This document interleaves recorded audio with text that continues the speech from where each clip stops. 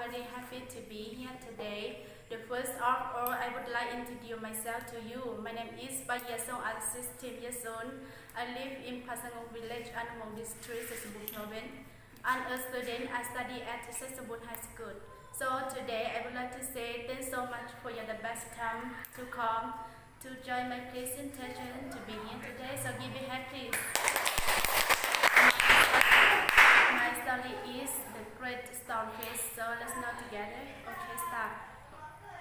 One day soon, it might happen. The little boy never forgot that story. Every day, he woke up and looked at the stoneface. He hoped he would meet the man who looked like the Great Stoneface. Ernest was a wonderful boy. He loved his mother very much. He always held her. He always held her.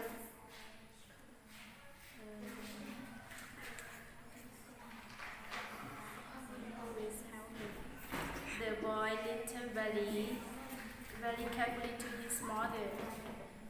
Mother, I really like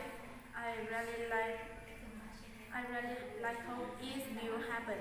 I want to see the man I know you really like him. The mother didn't believe the story, but she wanted to give hope to her son.